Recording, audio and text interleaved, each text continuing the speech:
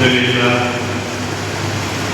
لله الذي هدانا لهذا وما كنا نهتدي لولا أن هدانا الله. أما بعد فقد قال الله تبارك وتعالى في كلامه الكريم: أعوذ بالله من الشيطان الرجيم. بسم الله الرحمن الرحيم. يا أيها الذين آمنوا اتقوا واسجدوا واعبدوا ربكم وافعلوا الخير لعلكم تفلحون.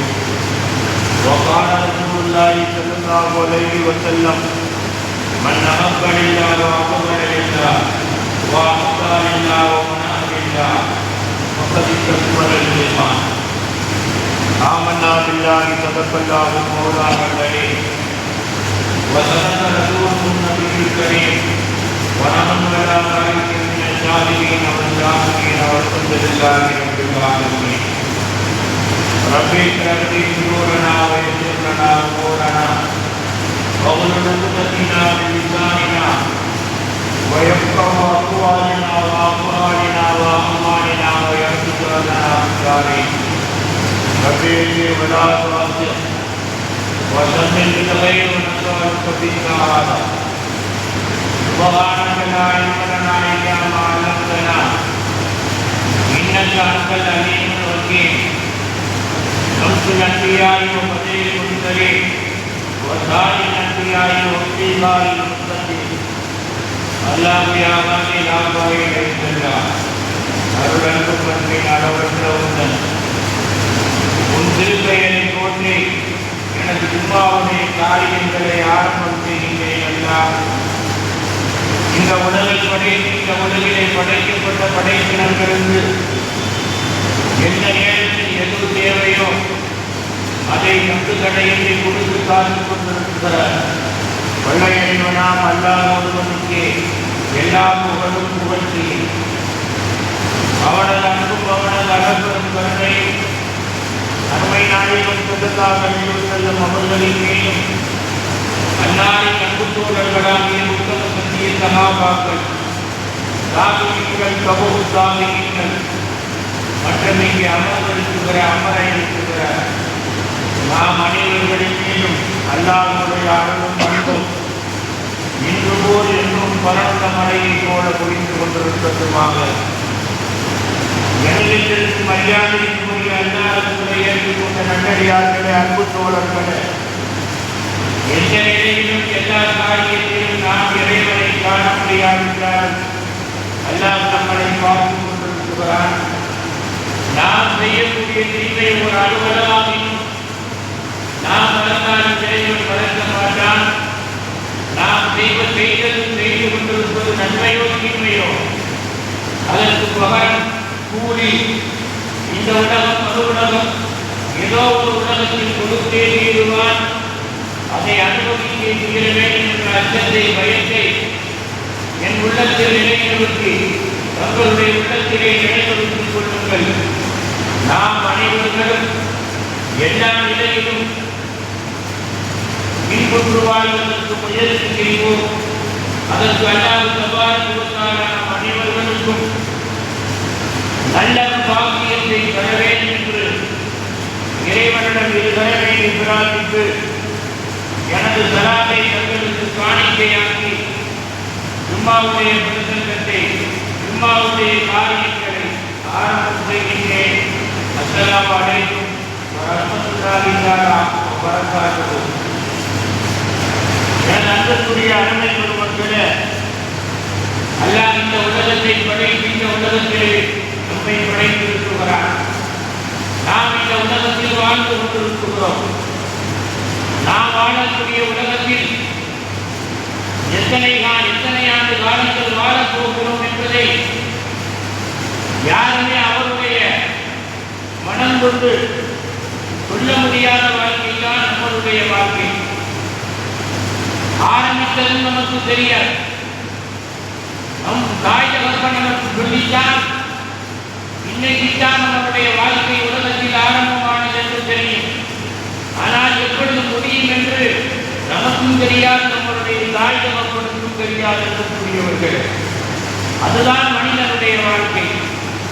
இந்த வாழ்க்கையிலே நல்லதையும் சந்திக்குகிறோம், கெட்டதையும் சந்திக்குகிறோம். நல்லதையும் செய்கின்றோம், கெட்டதையும் செய்கின்றோம். ஆனால் நல்லதென்று எதை செய்கிறோமோ அதுதான் கணக்கிடப்படுமே தவிர, அதுதான் நம் வாழ்க்கையில் நல்ல காலமே தவிர, கெட்டதை எதை செய்கிறோமோ, கெட்டதை எதை நினைக்குகிறோமோ அது நம்மளுடைய வாழ்க்கையிலே கணக்கிடப்படுமா என்றால் அது நம்மளுடைய வாழ்க்கையை குறைக்கும் என்று கூறியவர்களே. நல்லதை செய்கின்றோம் என்றால் நாம் நல்லதை எண்ணக்கூடியவராக இருக்க வேண்டும். முதலிலே நல்லதை செய்யக்கூடியவராக இருக்க வேண்டும். இரண்டாவது, நல்ல காரியங்களில் கலந்து கொள்ளக்கூடியவராக இருக்க வேண்டும். மூன்றாவது, அதாவது நல்லது செய்வது என்பது நமக்கு செய்வது ஒரு வகை, நம் மனைவி மக்களுக்கு செய்வது ஒரு வகை, நம் போன்ற பிற மனிதர்களுக்கு செய்வது ஒரு வகை என்று கூறியவர்கள். நல்லது பல வகை இருந்தாலும் கூட நம்மளுடைய மனைவி மக்களுக்கும் நமக்கும் செய்யக்கூடியது இருக்கிறதே, இது முக்கியமான காரியம். ஒரு மனிதனுக்கு மனைவி மக்கள் எப்பொழுது நல்லவர்களாக அமைவார்கள், எப்பொழுது நல்லவர்களாக அவர்கள் இருப்பார்கள் அப்படின்னு கேட்கிற பொழுது எல்லாரும் தபாரா அழகாக சொல்லி தருகிறான்.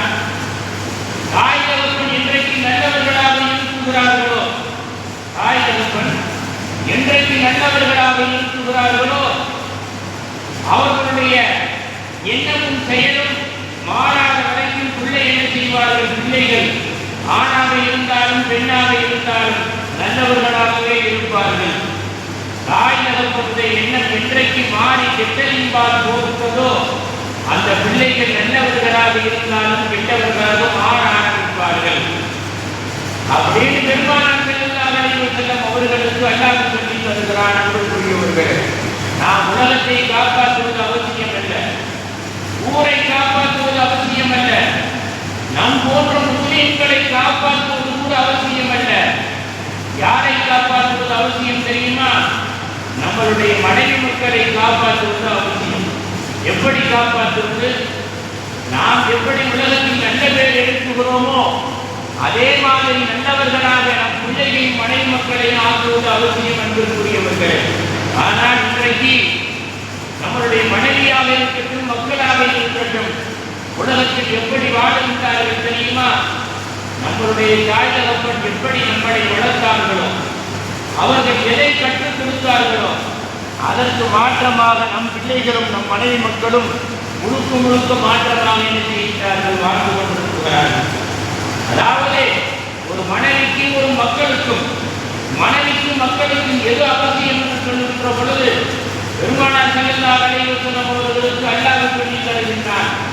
ஒரு மனிதனுக்கு வரக்கூடிய மனைவி எப்படி இருக்க வேண்டும் தெரியுமா? சாலிகான பெண்ணாக மனைவி இருக்க வேண்டும். சாலிகான பெண்ணாக மனைவி இருக்க வேண்டும். அடுத்தபடியாக ஒரு கணவனுக்கும் மனைவிக்கும் கிடைக்கக்கூடிய குழந்தைகள் எப்படி இருக்க வேண்டும் தெரியுமா?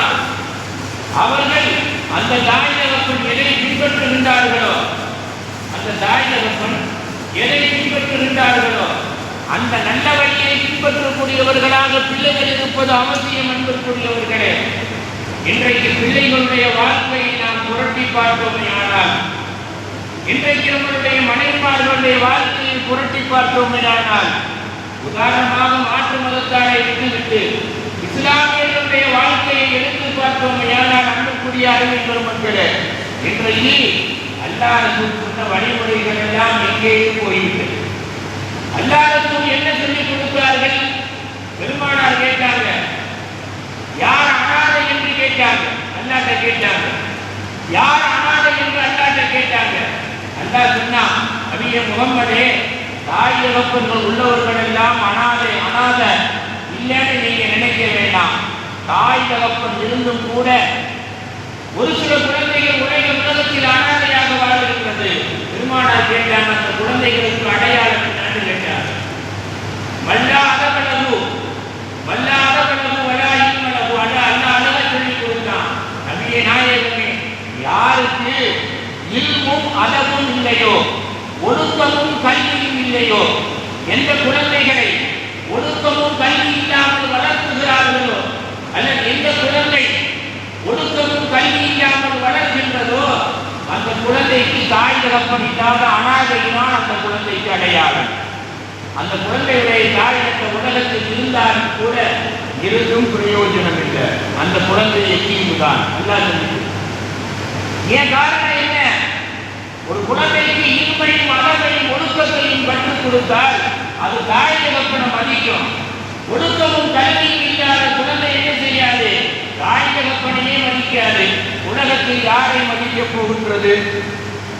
உலகத்தில் யாரை மதிக்கப் போகின்றது? ஆகையினால் தான் அல்லாஹ் சொல்லிக் கொடுத்தான், எந்த தாய் தகப்பன் தன்னுடைய குழந்தைகளுக்கு ஒழுக்கத்தையும் கல்வியையும் கற்றுக் கொடுக்கவில்லையோ அந்த குழந்தை அனாதைதான். தாய் தகப்பன் இருந்தும் கூட என்ன பிரயோஜனம் இல்லை. அதாவது அறிவில்லாத மனிதனை பற்றி சொல்லுகின்ற பொழுது அல்லாஹ் சொன்னான், அல்கதிக்கு நோக்கில் அறியான்னா, அதாவது தனக்கு கொடுக்கப்பட்ட அறிவை கொண்டு யோசிக்காதவன் அல்லது பிறகு சொல்லுவதை கொண்டு யோசிக்காதவன் இவன் யாருக்கு சமம் தெரியுமா? உயிரோடு இருந்தும் கூட மௌத்தானவனுக்கு சமம். ஒன்று நம்மளுடைய புத்தியை கொண்டு என்ன செய்ய நல்லது கட்டளை விளங்கணும், அல்லது மற்றவர்கள் அவர்கள் சொந்தமோ சொல்லவில்லையோ அவர்கள் சொல்லக்கூடிய நல்லதை கொண்டு அவர்கள் செய்யக்கூடிய நல்ல காரியங்களை கொண்டு அவன் விளங்க வேண்டும். இது இரண்டிலே இல்லாத குழந்தை அவன் உலகத்தில் உயிரோடு இருக்கும் மூத்தானவனுக்கு சமம் என்று மார்க்கம் சொல்லிக் கொடுக்கிறது என்று கூறியவர்கள். ஆக நாம் நன்றாக வளர்ந்தால் கொண்டாது பிள்ளைகளை நன்றாக வளர்க்க வேண்டும். இன்றைக்கு பிள்ளைகளுடைய சூழ்நிலை என்ன? தாய் தகப்பனே வேணாம் என்று சொல்லக்கூடியதான் இன்றைக்கு பிள்ளைகளுடைய சூழ்நிலை. ஒரு காலத்தில் நம் தாய் தகப்பனை பார்த்து நாம் பயந்தோம். ஆனால் இன்றைக்கு நம் பிள்ளைகளை பார்த்து தாய் தகப்பன் பயப்பட வேண்டிய ஒரு காலகட்டத்தில் நாம் வாழ்ந்து கொண்டிருக்கிறோம். இன்றைக்கு இருக்கக்கூடிய பிள்ளைகளுக்கு தாய் தகப்பனை அதிகமான பிள்ளைகளுக்காக அடுத்தபடியாக சொந்த பந்தங்கள் என்றால் என்னவென்றே கேட்பார்கள். சொந்த பந்தம் வரவுன்னு சொன்னா அவங்க என்ன கேட்பாங்க தெரியுமா? வந்து உடனே போயிடுவாங்களா, சாயங்காலம் போயிடுவாங்களா, நாளைக்கு போயிடுவாங்களா? காரணம் எந்த அளவுக்கு இன்றைக்கு உலகத்தின் அமைப்பு அப்படி இருந்து கொண்டிருக்கிறது அன்புக்குரியவர்களே. இதற்கு காரணம் என்ன? பிள்ளைகளுக்கு ஒழுக்கத்தையும் கல்வியையும் என்ன செய்யாதது காரணம், ஊட்டாததுதான் காரணம். பெருமானார் ஸல்லல்லாஹு அலைஹி வஸல்லம் இடத்துல சஹாபாக்கள் கேட்டாங்க, பிள்ளைகள் முதல்ல யாரை மதிக்கணும்னு கேட்டாங்க. பெருமானாரிடத்திலே சஹாபாக்கள் கேட்டாங்க, பிள்ளைகள் முதலிலே யாரை மதிக்க வேண்டும் என்று கேட்டாங்க, யாருடைய துஆ வேண்டும் என்று கேட்டாங்க. அப்ப நபிகள் நாயகம் ஸல்லல்லாஹு அலைஹி வஸல்லம் அவர்கள் சொன்னார்கள், பிள்ளைகள் இரண்டு பேரை மதிக்க வேண்டும். பிள்ளைகள் இரண்டு பேரை மதிக்க வேண்டும். இரண்டு பேருடைய துஆ அந்த பிள்ளைகளுக்கு அவசியம் தான். முதல்ல யார் மதிக்க என்று கேட்டாங்க ஸல்லல்லாஹு அலைஹி வஸல்லம் இடத்துல. ஸல்லல்லாஹு அலைஹி வஸல்லம் அவர்கள் சொன்னார்கள், பிள்ளைகள் முதலிலே தாய் தகப்பனை மதிக்க வேண்டும். இரண்டாவது யாரை மதிக்க வேண்டும் என்று கேட்டாங்க. பெருமானார் ஸல்லல்லாஹு அலைஹி வஸல்லம் சொன்னாங்க, இரண்டாவது மண்டியிட்டு எந்த உஸ்தாதிடத்தில் படிக்கிறோமோ, அது உலக கல்வியாக இருக்கட்டும், ஆகியவற்றுடைய கல்வியாக இருக்கட்டும், அந்த கல்வியை கற்றுத்தரக்கூடிய ஆசானை மதிக்க வேண்டும். ஆசானை மதிக்க வேண்டும். ரெண்டு பேருடைய துவா அவசியம் இல்லை. யாருடைய துவான்னு கேட்டாங்க ரசூலுல்லாஹ். பிள்ளைகளுக்கு தாய் தகப்பனுடைய துவா அவசியம். பெருமானார் சொன்னாங்க, உங்களுடைய பிள்ளைகளை தேவையில்லாமல் விளையாட்டுக்கு கூட என்ன செய்யாதுங்க, கெட்ட வார்த்தை சொல்லி சபிக்காதீர்கள். பிள்ளைகளை விளையாட்டு கூட என்ன செய்யாதுங்க, அருவருப்பான வார்த்தைகளை சொல்லாதீர்கள். அந்த பிள்ளைகளுக்கு துவா செய்யுங்கன்றாங்க. இரண்டாவது சொன்னாங்க, ஒரு பிள்ளை வாழ்க்கையிலே உட்பட வேண்டும் ஆனால் என்ன செய்யணும், உஸ்தாதுமாருடைய துவா கட்டாயம் அவசியம். இந்த இரண்டு கிடைக்குமையானால் உலகம் என்ன செய்யும், அந்த பிள்ளைக்கு நல்லா இருக்கும். ஆனால் அந்த பிள்ளைக்கு இரண்டையும் கூட்ட வேண்டுமையானால் தாய் தகப்பன் நல்லவர்களாக இருக்க வேண்டும். தாய் தகப்பன் நல்லவர்களாக இருக்க வேண்டும். பிள்ளைகள் எப்படி இருக்க வேண்டும் தெரியுமா அன்புக்குரியவர்களே? தாய் தகப்பன் தவறு செய்தால் கூட அந்த தவறை தட்டி கேட்கிற பிள்ளைகளாக இருக்க வேண்டும். ஒரு தலைவருக்கு கீழே இருக்கக்கூடியவர்கள் அது எவராக இருக்கட்டும், அவர் எப்படி இருக்க வேண்டும் தெரியுமா? ஒரு தலைவர் தவறு செய்தால் அந்த தவறை தட்டி கேட்கக்கூடியவராக இருக்க வேண்டும், சுட்டிக்காட்டக்கூடியவராக இருக்க வேண்டும். அன்புக்குரிய அருமை பெருமக்களே, அப்பர்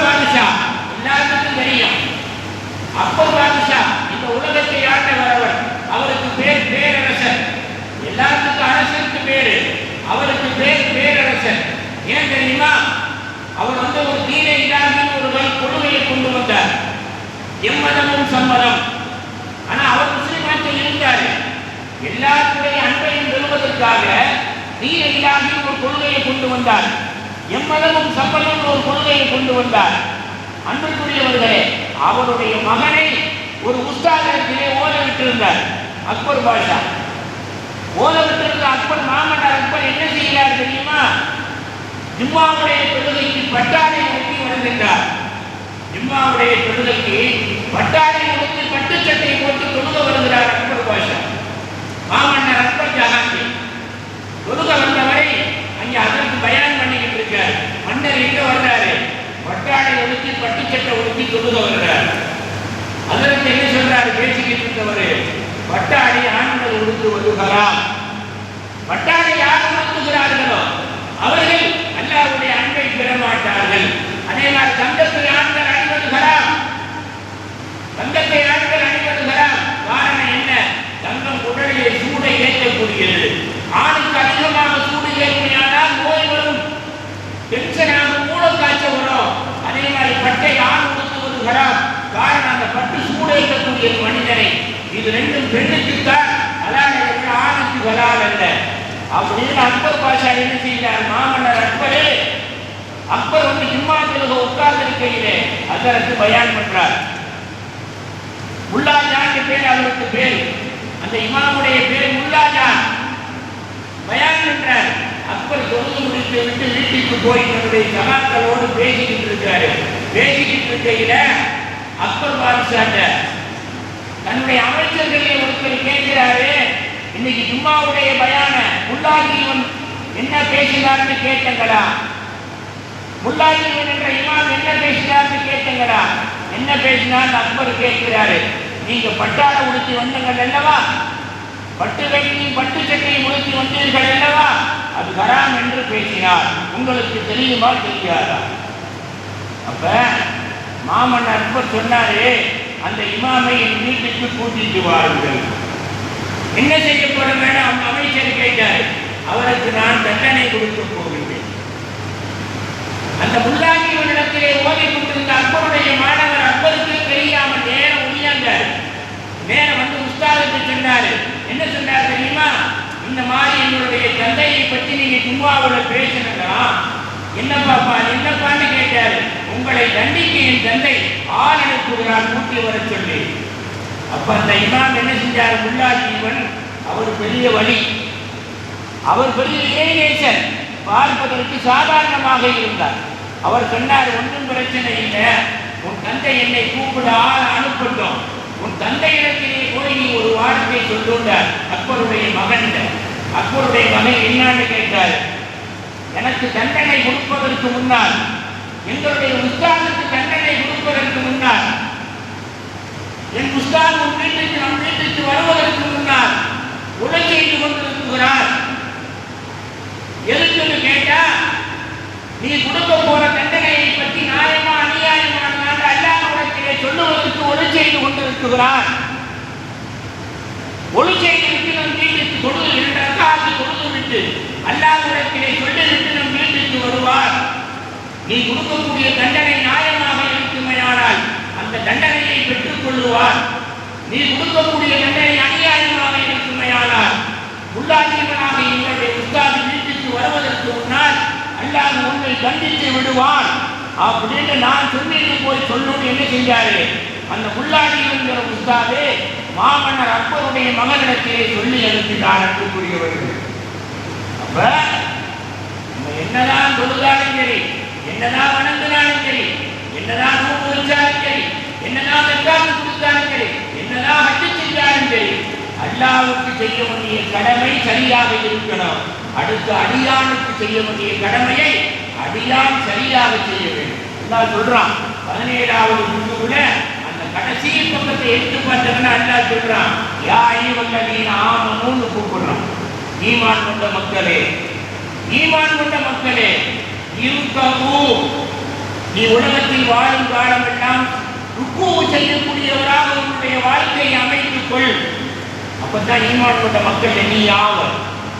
வஸ்ஜுது, சுஜூது செய்யக்கூடிய மனிதனாக உன்னை மாற்றிக்கொள். அப்படி ஈமான் பண்ண மக்களே நீ ஆவாய். அடுத்த எல்லாம் சொல்றான் வஅபுது ரப்பக்கும், நீ சுஜூது செய்கிற அல்லவா, அந்த ருக்கு செய்கிற அல்லவா, இது என்னன்னு நீ நினைச்ச, உன்னுடைய ரப்பை வணங்குவதற்கு அடையாளமே ருக்குவும் சுஜூதும் தான்.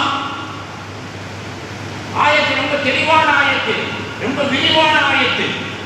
அர்த்தமத்தனை உள்ளேனம் போல நீ ருக்கு செய்கிறாய் என்பதும் சுஜூது செய்கிறாய் என்பதும் உன்னுடைய ரப்பை வணங்குகிறாய் என்பதற்கு அர்த்தம். இது அடியான் அல்லாஹ்வுக்கு செய்ய வேண்டியது. அடுத்த அல்லாஹ் அந்த ஆயத்திலே சொல்றான், என்ன செய்ய, உன் போன்ற மனிதர்களுக்கு நலவை நாடு, நல்லதை செய்யி, நலவை நாடு, நல்லதை செய்யி. அப்படி நலவை நாடி நல்லதை செய்தால் அல்லக்கும் துஃப்லிஹூன், இந்த உலகத்தில் நீ வெற்றி பெறலாம், மறு உலக வாழ்க்கையில் உனக்கு வெற்றி கிடைக்கும் அப்படின்னு அந்த ஆயத்தில் சொல்றாங்க. அப்ப ஒரு மனிதன் எப்பொழுது ஒருமை அடைகிறான் என்றால் முதல்ல அல்லாஹ்வுக்கு செய்ய வேண்டிய கடமை, அடுத்தபடியாக அடியானுக்கு அடியான் செய்ய வேண்டிய கடமை. இந்த ரெண்டும் ஒன்று சேர்ந்தால் தான் ஒரு மனிதன் முழுமையடைய முடியும். உடம்பிலிருந்து ஆடை இல்லாவிட்டால் அசிங்கம், உடம்போடு கந்தலான ஆடை இருந்தால் கூட அது அழகன்று கூடியவர்களே.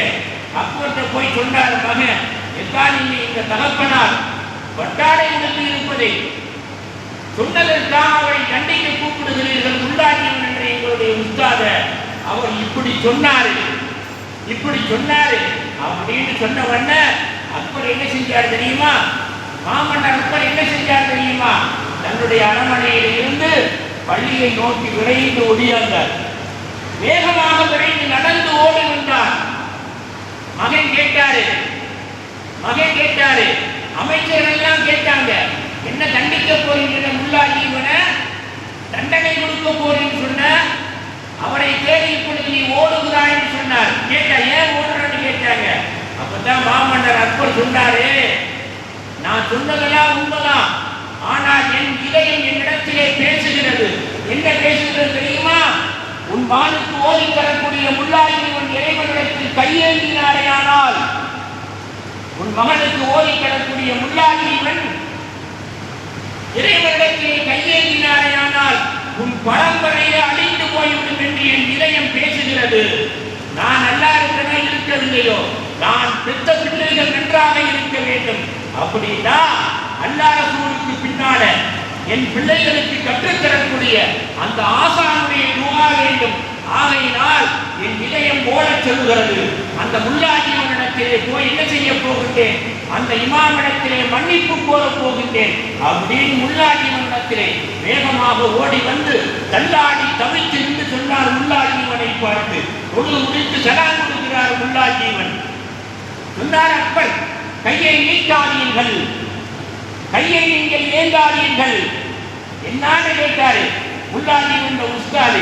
அப்ப மன்னர் அக்பர் சொன்னாரே, நான் தவறாக சொல்லிவிட்டேன், நீங்கள் கையை நீட்டினால் உங்களுக்கு நான் கொடுக்கக்கூடிய தண்டனையை விட எனக்கு அல்லாஹ் கொடுக்கக்கூடிய தண்டனை, உங்களின் மூலமாக கொடுக்கக்கூடிய தண்டனை மிக பயங்கரமாக இருக்கும் என்று என் உள்ளம் சொல்கிறது. அல்லாஹ்வுக்காக என்னை மன்னித்து விடுங்கள் அப்படின்னு அக்பர் மன்னிப்பு கேட்டார். அன்புக்குரியவர்களே, நேரம் ஆயிடுச்சு. ஆகையினால ரசூலுக்கு அல்லாஹ் சொல்லித் தர்றான், மன் அஹப்பலில்லா, எதை பிரியப்பட்டாலும் அல்லாஹ்வுக்காக பிரியப்படும். வஅபுகலில்லா, யாரை கோவித்தாலும் அல்லாஹ்வுக்காக கோவி. வஅதாலில்லா, எதை கொடுத்தாலும் அல்லாஹ்வுக்காக கொடு, மனிதனுடைய புகழுக்காக கொடுக்காத. எதை கொடுத்தாலும் அல்லாஹ்வுக்காக கொடு. வமனஅலில்லா, எதை தடுத்தாலும் அல்லாஹ்வுக்காக தடு. அது மனைவியா இருக்கட்டும், மக்களா இருக்கட்டும், சொந்த பந்தமா இருக்கட்டும், இந்த வேலை செய்கிறவர் யாராக இருக்கட்டும், எந்த காரியமாக இருந்தாலும் சரி, கொடுத்தாலும் தடுத்தாலும் சொன்னாலும் சொல்லாவிட்டாலும் எல்லாம் அல்லாஹ்வுக்காக நீ செய்தாயானால் இந்த நாள் உன்கிட்ட இருந்துட்டா மக்கள் தத்துவலை ஈமான் ரசூலுக்கு அல்லாஹ் சொல்லி தர்றான். இந்த 4 காரியத்தையும் அல்லாஹ்வுக்காக யார் செய்கிறாரோ அவர்தான் இந்த உலகத்தின் வழியுள்ளார், அவர்தான் இறைநேசன் அப்படிங்கிறது அல்லாஹ் சொல்லி தருகிறான். அன்புக்குரியவர்களே, ஆகையினால பிள்ளைகள் சரியில்லை என்றால் காரணம் தாய் தகப்பன். அந்த பிள்ளைக்கு என்ன செய்யுங்க? ஒழுக்கத்தை சொல்லுங்கள். ஒழுக்கத்தை சொல்லும் இடமாகிய உலக கல்வி கற்கக்கூடிய இடம், ஆகிரத்துடைய கல்வி கற்கக்கூடிய இடத்தில் என்ன செய்ய? பிள்ளைகளை போக சொல்லுங்கள். அப்படி போக சொன்னால் தான் என்ன செய்வாங்க? நாளைக்கு நம்மளே பிள்ளைங்க நம்மளை மதிப்பாங்க. இல்லைன்னா நம்மளையே பிள்ளைகள் மிதிக்கக்கூடிய ஒரு சூழ்நிலை வரும். அல்ல அதுல இருந்து காப்பாற்றி அல்லாத சூழ்நிலைக்கு அடிபணிந்து அடுத்து நம் போன்ற மனிதர்களை நம்மளை விட உயர்ந்தவர்களாக மதிக்கக்கூடிய நல்ல எண்ணத்தை அல்லாஹ் யாராருக்கெல்லாம் கொடுத்து எல்லா உலகத்திலும் கண்ணியத்தை கொடுத்தானோ அந்த மக்களில் நம்மளையும் ஒருவனாக ஆக்கி அருள் புரிவானாக. வாகன பகவானா அனில் ஹம்துலில்லாஹி ரப்பில் ஆலமீன். அஸ்ஸலாமு அலைக்கும்.